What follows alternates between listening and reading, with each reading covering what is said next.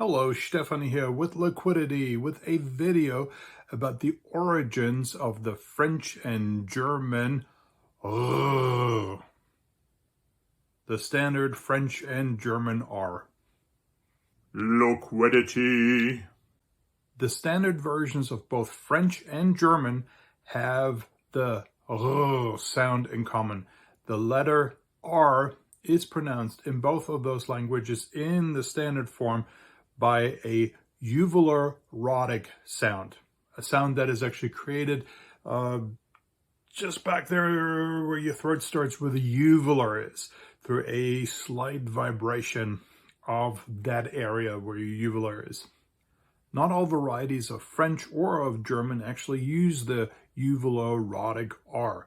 A lot of people in the south of France especially roll their R's, and the same is true for Germans actually. In the state where I grew up in Bavaria, the vast majority of native dialects actually roll their R's. So for instance, Bavarian dialects, there's more than one actually, they roll their R.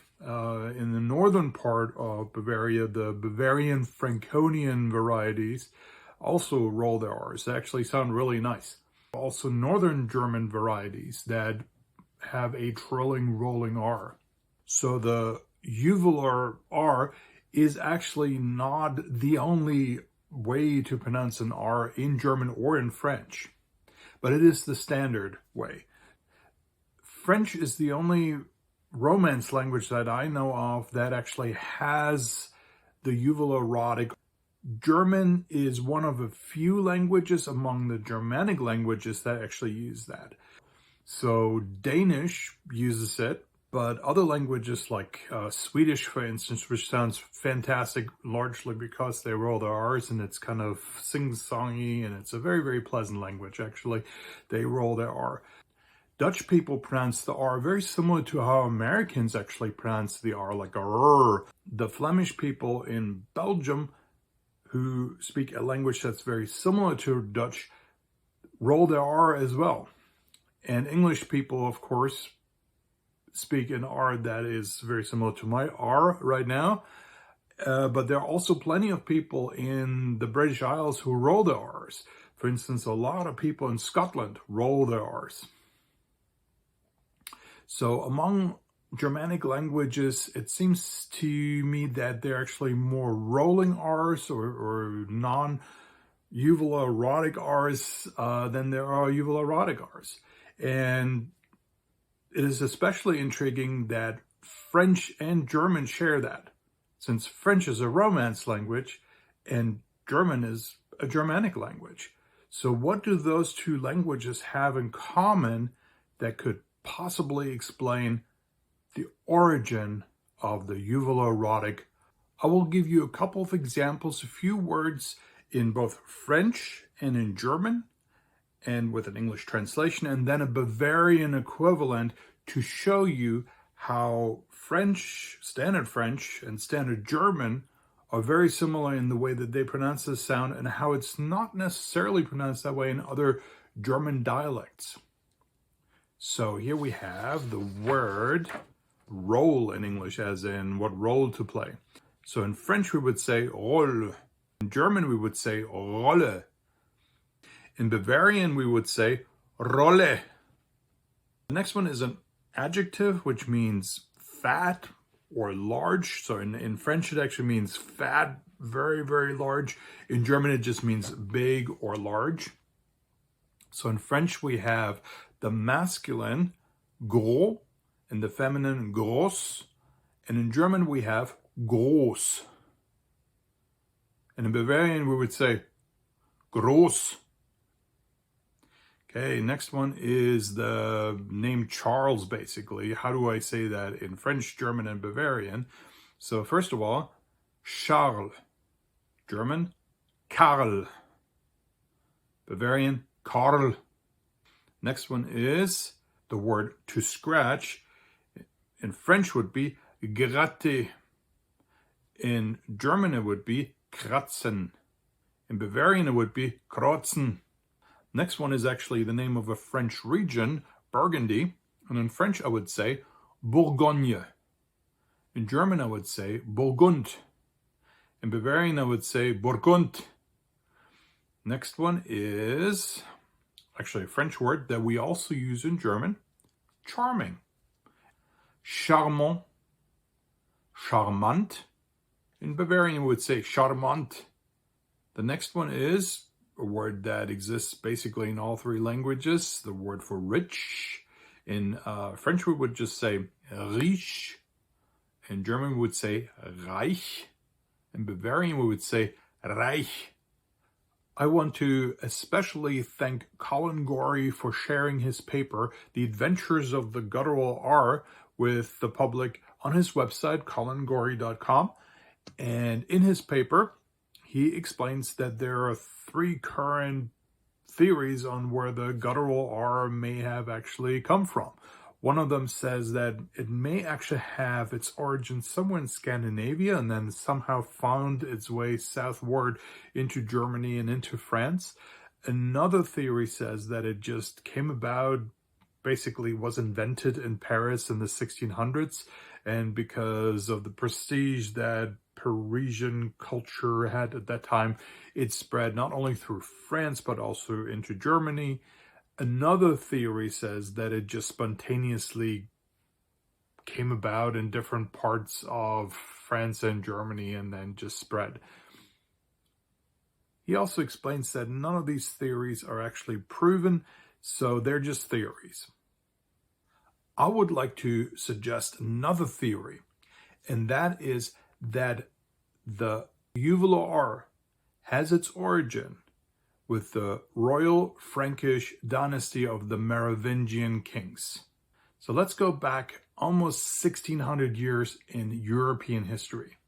So the Western Roman Empire is crumbling, is falling apart, and we see especially Germanic tribes taking advantage of that and pouring into parts that were the Western Roman Empire. So we have people from northern Germany, the Angles, the Saxons, the Jutes, who were actually probably more like Scandinavians, pouring into what is now England, actually giving England its name. The Angles founded England, right?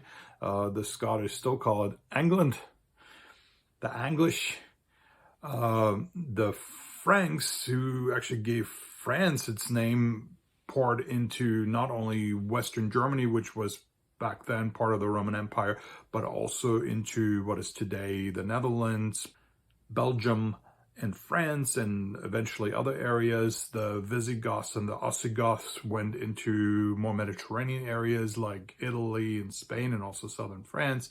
And the Vandals went into northern Africa and so forth. And there were many, many other groups too. So this is a time of great people migration in the European history. Slavic people started to move in from Eastern Europe into Central Europe, and where many of them still live today. And Germanic people started pouring into the Roman Empire. So let's talk a little bit about the Franks. The Franks were not really one particular tribe. They were more of a federation of several Western Germanic tribes. Most of them lived on the other side of the Rhine River, where the Romans continually tried to colonize over several centuries with varying levels of success. The Romans had a fairly good foothold on the left side, on the western side of the Rhine River, and thoroughly colonized and thoroughly Romanized that part of the province Germania Inferior, which basically means lower Germany. So the Franks were to some extent already Romanized, but to a large extent they were independent as they poured into what is today Western Germany, the Netherlands, Belgium, Luxembourg, northern France. They established themselves more or less as the inheritors of the Roman Empire in that part of the Roman Empire. They established themselves as a dynasty that, yes, that wasn't Roman, but that took over. Let's keep in mind what the relationship was between these non-cultured, non-educated barbarian people on the other side of the Roman border and the Romans. The Romans looked down on anybody who was not part of the Greco-Roman world. When the Romans expanded, as they created their empire, they created a slave economy. Slavery was the basis of the Roman economy.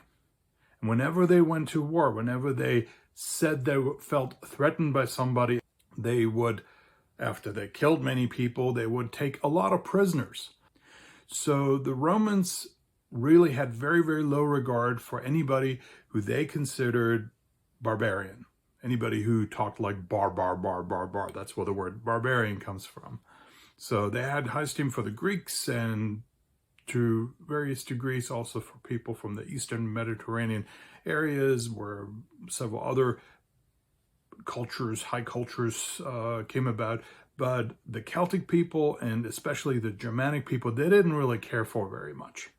They saw them as dangerous, inferior, stupid, uneducated, and the best thing that they thought they were good for were as slaves, or maybe as mercenaries.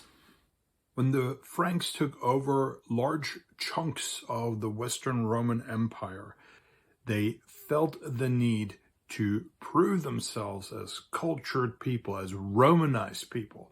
They felt the need to show the world that they were part of basically the post-Roman but still Romanized world.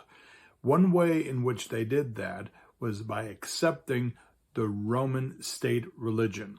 Christians used to be persecuted by the Romans, but a few hundred years later, Christianity became the state religion. And what better way to be accepted by the cultured and literate world than to accept Christianity? That was a relatively quick and easy way to do that. And in fact, later on, we see the Franks forcing other Germanic people to also convert, especially the Saxons. There were many, many decades of brutal warfare between the Franks and the Saxons that were in northern Germany still, and the Saxons were basically forced to accept Christianity. Not a very Christian thing to do, one would think, right? Another way by which the Frankish kings tried to establish themselves as part of the new Roman Empire order of things was to communicate in Latin and to learn how to read and write. The Merovingian dynasty is a little bit of a mystery. They were said to have existed from roughly the 5th century all the way to the 8th century, when supposedly they died out. And we don't really know much about their origin. We know that there's one legend that says that the first king of the Merovingians, Merovech, whom the dynasty is named after, was actually the son of a sea god, or some kind of sea creature maybe. One very controversial theory about the Merovingians was suggested by the authors of the book Holy Blood, Holy Grail. And later on, their ideas were popularized through a book of fiction, Dan Brown's The Da Vinci Code.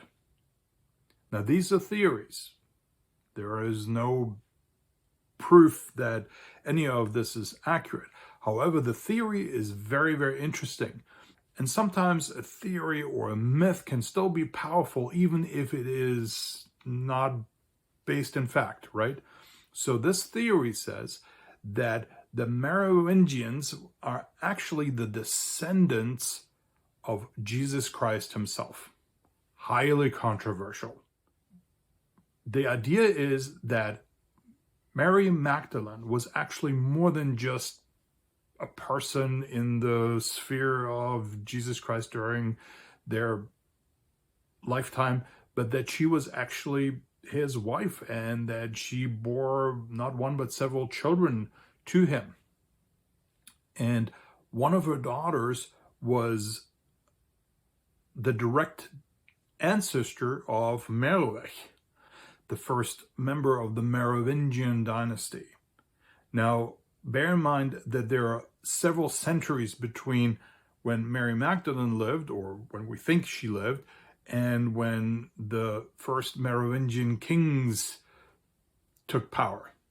But it's an interesting theory. And also, if I think about the fact that there are some theories about Meroving being the descendant of a sea god or sea creature, what is the symbol of early Christians?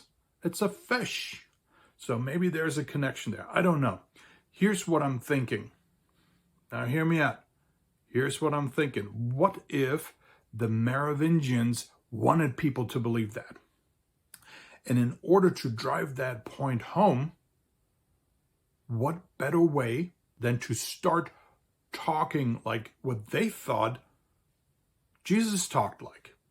Why not start to have an affected accent?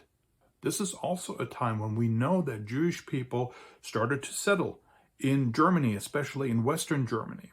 The first documented report of Jewish people in Germany goes back to the year 321. The Jewish people that settled along the Rhine River and in the greater area of the Rhine River, in that region, the Rhenish part of Germany and of Europe in general, were actually the ancestors of the Ashkenazi Jews. My theory is that not only did the Merovingians wanted to establish themselves as descendants of Jewish people, especially Jesus himself, right, as descendants of that of Christianity, really, the rulers of Christianity even, but also that they wanted to align themselves and also affiliate themselves with people who originally come from that region. Jewish people, Ashkenazi Jews who settled in that area. And they had a lot to contribute. In fact, Jewish people did contribute a lot to German culture and to German society over many, many, many centuries. So here's my theory in a nutshell. I think it is quite plausible, quite possible, maybe even likely, that the Merovingian court adopted a uvular R from Jewish people who lived in the Rhine Valley, the Ashkenazi Jews, or the first Ashkenazi Jews, in order to set themselves apart from the general population, from people who were actually Romans or Roman citizens that lived in that area, and also Germanic tribes, to show everybody we're different, we talk different. Wink, wink, we might even be the descendants of Jesus Christ himself. I don't think that they ever stated that publicly, so they were maybe very happy with just that idea being planted in people's heads by showing themselves as different. And as the elite started to speak like that, with the uvular R, the R, other people who wanted to be of a higher social standing also adopted it. I have no proof of that, but at least it's a theory that seems to make sense and that has some connection to history, that would explain why in the world French and German have the same sound for an R, and nobody else around them seemingly has. Now, as for the Danes using it, I think they adopted it for the same reason. As they saw that German nobility used that, the Danes, who not that long before were not Christians, and then adopted Christianity to fit in with the rest of Europe, the rest of, the Romanized part of, the cultured part of Europe, they probably started to talk like that too, especially to set themselves apart from their Swedish and Norwegian brothers and cousins. The Frankish Empire would eventually become the most powerful empire of early medieval Europe. It laid the foundation for several modern European countries, for France, which still bears the name of the Franks, for Germany, which in large part owes its existence to the Franks. So you can imagine if the nobility of the Frankish Empire used that kind of an R that carried a certain weight for a lot of people, especially within the Frankish Empire. I hope you enjoyed this video. I hope it was interesting to you. If you liked it, please give it a like. Check out my other videos. If you enjoyed them, please subscribe to my channel. Danke fürs Zuschauen. Thanks for watching. Take care. Mach's gut.